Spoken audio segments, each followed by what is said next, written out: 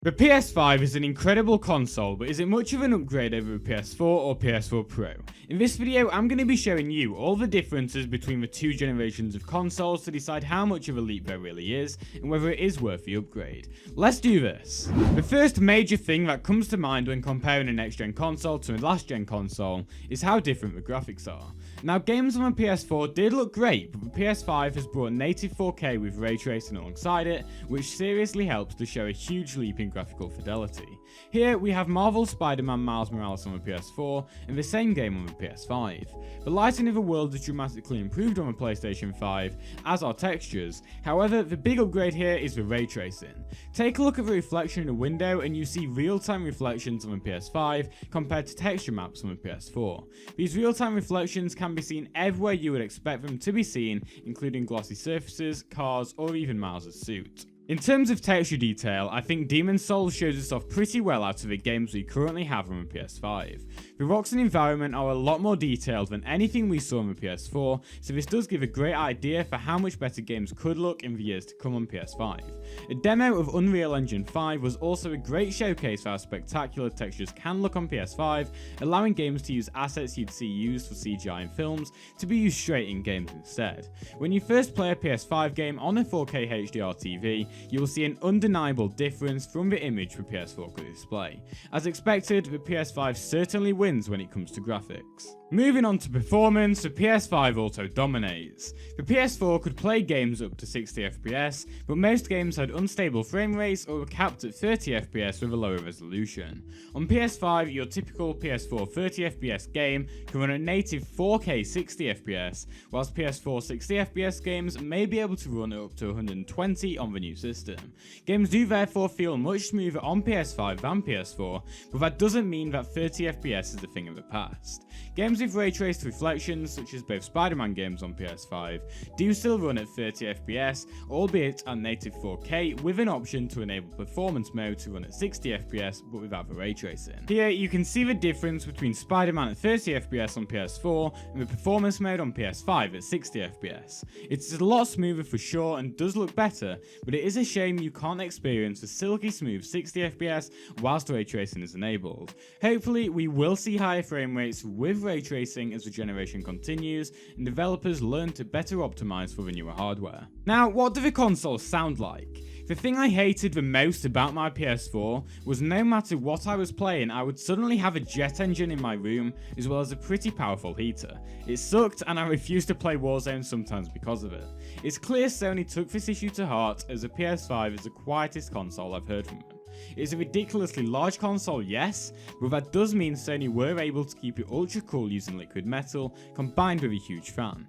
I've played for hours on end on games such as Demon's Souls, Spider-Man and Cold War on the PS5, and I'm yet to be able to hear the console at all while just sat under a meter away from it. The same could definitely not be said for my PS4 or PS4 Pro. In the run up to the PS5 launch, we heard a lot about how it has the market's fastest SSD, meaning load time should be virtually eliminated. Well, I'm happy to be able to say this seems to be the case with PS5 optimized games. If we compare Miles Morales on PS5 to PS4, the PS4 version takes a while to load up a save, with a dedicated loading screen also being used. On the PS5, however, it takes less than 2 seconds to load up a save.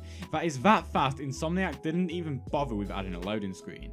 The same is true for fast travel, which can take even less than a second in some cases. These rapid loading times make for great mechanics in games such as the upcoming Ratchet & Clank game, where you are instantly transported between worlds thanks to the instantaneous loading the PS5 brings with 100 times faster storage. It is a clear win for PS5 here as expected. In terms of storage space available though, this is where I have to currently give the win to PS4. The PS4 is available to buy with multiple different sizes of storage, such as 500GB, 1TB or 2TB, whilst the PS5 is only currently available as an 825GB console. I should also point out that that is only 667GB of usable storage. The PS5 does allow you to connect an external storage device, as does the PS4, but you can only play or store PS4 games on it, so not the native games of the console. As of now, PS5 games must be stored on the internal storage, but this is set to change at a later date. The PS4's main hard drive can also be upgraded to add to the internal storage, but the PS5's SSD cannot. However, the PS5 does have an SSD expansion bay, allowing any NVMe Gen 4 drive to be added that meets to speed requirements. Unfortunately, this is currently useless until Sony enable it in a software update. For now though, PS4 does have the advantage when it comes to storage. One of the biggest things about the PS5 is the new Dualsense controller. I'm sure everyone who has tried it will agree with me here, but it is truly outstanding. Astro's Playroom is a free PS5 game pre-installed that shows off the controller's haptic feedback and adaptive triggers. Vibration was something I always disabled on my PS4 controller, but I'm yet to turn it off on PS5 as the haptics do help in immersing you into the game. The haptics make it so that you can distinguish between different types of surfaces just by feeling the vibration of the controller, and games can also make it feel as though there is something inside the controller due to how precise the vibrations can be tuned. Take Astro's Playroom as an example, and the controller makes rocks feel rough and hard, whilst ice actually feels slippy. The adaptive triggers can further immerse you by locking themselves or becoming increasingly difficult to pull depending on what action you are doing in the game. Shoot a gun in Cold War or something similar and it physically vibrates as a trigger would on a gun. It also needs to be clicked down a bit further before shooting as a real gun's trigger would. In Spider-Man, as you swing, the trigger tightens up, then as you let go of the web, the trigger loosens. You ideally need to try the controller yourself as it's really difficult to describe how the triggers and haptics do work. I just hope we continue to see developers take advantage of the Dualsense properly in the future. The Dualsense is without a doubt my favourite of the two controllers. The PS5's Dualsense controller does also feature an inbuilt microphone as well as some other handy features which I show off in the video on screen now. The PS4 controller does have some features not seen on the Dualsense however, one of those being the ability to zoom in using the PS and square buttons.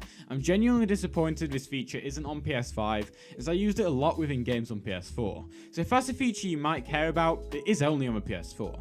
In terms of how the controller feels, it does come down to personal preference, but the DualSense is a little larger with better thumbsticks as well as a better textured grip on the back that just so happens to be made from tiny PlayStation icons.